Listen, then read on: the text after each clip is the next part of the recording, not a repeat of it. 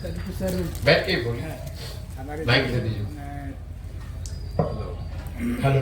सबसे पहले यहाँ के जो प्रिंट और इलेक्ट्रॉनिक्स मीडिया की ओर से आपकी जो है पद यात्रा के लिए बहुत बहुत शुभकामना। दूसरी बात है कि जो आप सर यहाँ जो है 15वां महीना आपका जो है चल रहा है, 16वां महीना, 15 महीना 2 दिसंबर को पूरा हो गया, 16वां महीना चल रहा है। इसमें सर सरकार की अरबों खरबों की योजना चली है, बिहार सरकार की, केंद्र सरकार, दोनों की मतलब टाइम में आपको क्या लगा जो किस तरह की योजनाओं का लोगों के पास पहुंचा होगा इसका लाभ? नहीं, देखिए, अगर योजना स्पेसिफिक अगर आपको बात करनी है तो केंद्र सरकार की 4 बड़ी योजनाएं चल रही हैं अभी जमीन पर। पहली योजना है प्रधानमंत्री गरीब कल्याण योजना, जिसमें लाभार्थियों को 5 किलो अनाज प्रति माह मिलना है। जमीनी हकीकत यह है कि लोगों को 5 किलो नहीं 4 किलो अनाज ही प्रति माह मिल रहा है। ऐसा इसलिए है कि प्रखंड के स्तर पर जो अनाज आता है प्रधानमंत्री गरीब कल्याण योजना में, उसमें करीब 20% की चोरी होती है। 35 से 40 रुपया प्रति क्विंटल की दर से यहाँ के जो अधिकारी हैं और जनप्रतिनिधि हैं वो पैसा लेते हैं। ज्यादातर जगह पर लोग बताते हैं कि जो विधायक हैं वो भी प्रति माह इस अनाज में से 6 से 8 रुपए उनकी भी उनका जो हिस्सा है वो भी 6 से 8 रुपए प्रति माह प्रति क्विंटल है। इस चोरी की वजह से 35 से 40 रुपए प्रति क्विंटल का जो चोरी हो रहा है, उसी वजह से लाभार्थियों को 5 किलो नहीं 4 किलो अनाज ही बिहार में मिल रहा है। दूसरी जो केंद्र सरकार की बड़ी योजना है वो है आवास योजना, प्रधानमंत्री आवास योजना, जिसको गांव देहात में लोग इंदिरा आवास योजना के नाम से जानते हैं। ज्यादातर इसके जो लाभार्थी हैं वो अभी भी इंदिरा आवास योजना वाले ही हैं। प्रधानमंत्री आवास योजना के लाभार्थियों की संख्या करीब नगण्य है, लेकिन जिन लोगों को भी इसका लाभ मिला है, जिसमें 1,40,000 रुपया आवास बनाने के लिए मिलना है, उसमें भी 25,000 से 40,000 रुपया तक लोगों को घूस देना है, तभी उनको इंदिरा आवास, प्रधानमंत्री आवास का योजना का लाभ मिल सकता है। और ये जो पैसा है ये जनप्रतिनिधियों और अधिकारियों के बीच में बंट रहा है। जहां पर जनप्रतिनिधि पैसा नहीं ले रहे हैं वहां पर भी 20 से 25,000 अधिकारियों का जो हिस्सा है वो तो वो लेंगे ही लेंगे। और एक पूरी व्यवस्था बनी हुई है। प्रधानमंत्री आवास योजना में आपका नाम अगर लिखा जाना है लाभार्थी के तौर पर तो उसके लिए 1,000 रुपया लगेगा। अगर घर का फोटो लेकर भेजेगा उसके लिए 2,000 रुपया लगेगा। पहली किस्त जारी होगी तो उसमें 10,000 रुपया लगेगा। एक व्यवस्था बनी हुई है। तीसरी केंद्र सरकार की बड़ी योजना है स्वच्छ भारत अभियान की, जिसमें लाभार्थियों को 12,000 रुपया शौचालय बनाने के लिए मिला है। 2-3 बरस पहले बिहार के ज्यादातर पंचायतों को ODF घोषित कर दिया गया। जो जनप्रतिनिधि हैं और अधिकारी हैं उन्होंने लिखकर सर्टिफाई किया कि बिहार में ज्यादातर पंचायत ODF हो गए। सच्चाई जमीनी हकीकत यह है कि शायद ही कोई ऐसा गांव है जहां खुले में शौच आज भी जीवन की सच्चाई नहीं है। ऐसा इसलिए है कि शौचालय की इस योजना में 2,000 रुपए प्रति शौचालय अधिकारियों ने पैसा लिया और लाभार्थियों को जो पैसा जारी किया गया 10,000 रुपया, वो भी एक ही शौचालय के साथ फोटो खिंचाकर 4 लाभार्थी 5 लाभार्थियों को जारी कर दिया गया। किसी ने इसकी चिंता नहीं की कि एक्चुअली में शौचालय बने कि नहीं, उसका उपयोग हो रहा है कि नहीं। तो ये पूरा ODF जो है वो कम से कम बिहार में जितने 12 जिलों में मैं गया हूँ कंप्लीटली फार्स है। चौथा एक जो केंद्र सरकार की बड़ी योजना है वो मनरेगा है। मुझे ऐसा लगा था कि जब मैं पैदल चलूंगा तो मुझे गांव देहात में मनरेगा का काम होता दिखेगा, इसलिए कि यहाँ बहुत गरीबी है, भूमिहीन लोग बहुत हैं, लोग मजदूरी करते हैं।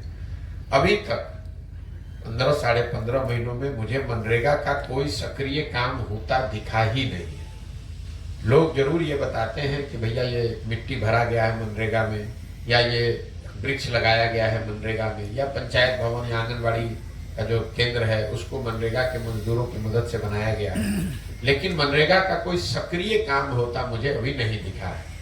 जब उसको मैंने आंकड़ों में देखा तो पता चला कि पिछले वर्ष मनरेगा में बिहार सरकार का यूटिलाइजेशन है 39%। मतलब अगर 100 रुपया मनरेगा के लिए दिल्ली से आ सकता था बिहार के लोगों के लिए, तो 60 रुपया 61 रुपया तो हम लोग लेकर ही नहीं आए, वो पैसा दिल्ली में सरेंडर हो गया। और जो 39-40 रुपया आया उस मनरेगा में PC का जो दर है, भ्रष्टाचार का जो दर है वो 40 से 50% है। सबसे ज्यादा चोरी अगर कहीं है तो मनरेगा के फंड में है। तो कुल मिला जुलाकर 100 रुपया के बजाय जमीन पर 20-25 रुपया ही मनरेगा के तहत पहुंचा है। ये 4 केंद्र सरकार की बड़ी योजनाओं की जमीनी हकीकत है। राज्य सरकार की जो 4-5 बड़ी योजनाएं चल रही हैं, उसमें एक सबसे बड़ी योजना, सबसे बड़ी तो नहीं लेकिन बड़ी योजना जिसकी घोषणा नीतीश कुमार ने 2015 में की थी, वो है युवाओं को, बेरोजगार युवाओं को 1000 रुपए की मासिक सहायता। 15 में ये अनुमान किया गया था कि 18 साल से 35 साल के हर बिहार के बच्चे को जो बेरोजगार है, अगर उसको 1000 रुपए का मासिक सहायता दिया जाए तो उसको कहीं बाहर नहीं जाना पड़ेगा मजबूरी में मजदूरी करने के लिए। उस समय का अनुमान था कि इस योजना को लागू करने में करीब करीब 10 से 12 हजार करोड़ रुपया हर साल का खर्च होगा, जो बिहार सरकार के बस की बात है, कोई बहुत बड़ा पैसा नहीं है। आज तक इस योजना को न शुरू किया गया, न किसी को इसका लाभ मिला, न कोई पत्रकार पूछता है, न कोई हमें आज तक मिला जिसको 1000 रुपया कभी मिला। योजना को शुरू ही नहीं किया गया। दूसरी एक योजना है स्टूडेंट क्रेडिट कार्ड की। ये बिहार में एक अध्ययन कराया था मैंने 2015 में, तो पता चला कि 1/3 से ज्यादा परिवार यहाँ ऐसे हैं जो 12वीं के बाद अपने बच्चों को पढ़ाने की स्थिति में नहीं है। उनकी आर्थिक स्थिति ऐसी नहीं है जो अपने बच्चों को 12वीं के बाद आगे पढ़ा सके। इसलिए योजना बनाई गई कि अगर सरकार की गारंटी पर बैंक से पैसा मिल जाए ताकि लोग आगे की पढ़ाई कर सकें, जब उनको नौकरी मिल जाएगी तो वो पैसा वापस कर देंगे। उस समय का अनुमान था कि इसमें करीब 1,25,00,000 लोगों को इसका लाभ मिलेगा। बिहार सरकार का अपना आंकड़ा बता रहा है कि पिछले 10 वर्षों में 9 लाख बच्चों को ही इसका लाभ मिला है। इस योजना को भी करीब करीब ठंडे बस्ते में डाल दिया गया। तीसरी जो राज्य सरकार की बड़ी योजना है वो है नल जल योजना, जिसकी चर्चा आप लोग खूब करते हैं। 2015 में अनुमान किया गया कि अगर 25,000 करोड़ रुपया 5 वर्ष में खर्च किया जाए तो बिहार के हर घर में नल से पानी पहुंच जाएगा। योजना बनी, नल जल योजना, पैसा बटा, बंदरबाट हुआ। सरकार का दावा है कि 2/3 घरों में नल से पानी पहुंच गया है। जमीनी हकीकत यह है कि 2/3 से ज्यादा घरों में नल का पानी नहीं पहुंचा है। योजना या तो ठीक से बनी नहीं, या बनी तो बनकर चल के बंद हो गई, या फिर रख रखाव के अभाव में चोरी होने के कारण से वो योजना बंद पड़ी हुई है। तो 2/3 घरों में आज भी नल से पानी नहीं पहुंचा है। चौथी जो सबसे बड़ी योजना राज्य सरकार की थी वो थी नाली गली के पक्कीकरण की योजना। बहुत कम लोग जानते हैं कि 15 में सबसे बड़ी जो 7 निश्चय की योजना थी वो नल जल योजना नहीं थी, नालियों गलियों के पक्कीकरण की योजना थी। उसमें यह तय किया गया था कि बिहार के हर घर के से जो नाली निकलता है उसका पक्कीकरण किया जाए, उस नाली को एक बड़े नाले से जोड़ा जाए और पानी को गांव से बाहर निकालकर उसका निस्तारण किया जाए। ये पूरा काम करने में 5 वर्ष में 80,000 करोड़ रुपया खर्च किया जाएगा। इस योजना में भी आज तक हमको घरों के नालियों के पक्कीकरण की बात कहीं नहीं दिखी है। गांव में सड़क के किनारे जरूर कुछ बेतरतीब तरीके के नाले बनाए गए हैं, इसका ये दिखाता है कि योजना में पैसा निकाला गया, लेकिन गांव में उस नाले बनाए गए। उन नालों को न घरों के नालियों से जोड़ा गया, न नालों से बाहर पानी निकालने की व्यवस्था की गई। नतीजा ये हुआ है कि ज्यादातर ये नाले जो हैं ये कूड़ेदान बन गए हैं। इस पर भैंस लोग बांधते हैं, गोबर पाते हैं, कूड़ा फेंकते हैं, और ये सब नाले करीब करीब बंद हो गए हैं। इसके अलावा जो यहाँ स्वास्थ्य और शिक्षा की बात है उस पर टिप्पणी करना बेकार है। सब आदमी मान रहा है कि शिक्षा व्यवस्था पूरी तरीके से ध्वस्त है। स्वास्थ्य व्यवस्था तो हमको कहीं दिखा ही नहीं।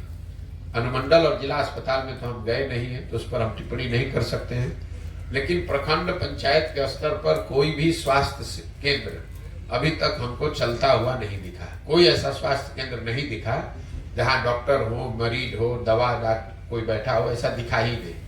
जो स्वास्थ्य केंद्र छोटे मोटे बने भी हुए हैं वहां पर भैंस, गाय, बकरी वही आपको दिखेगा।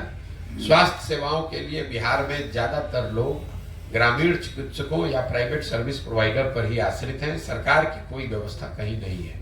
तो मोटे तौर पर ये राज्य सरकार की जो योजना है वो जमीन पर, ये मैंने देखा, केंद्र सरकार का मैंने आपको बता दिया।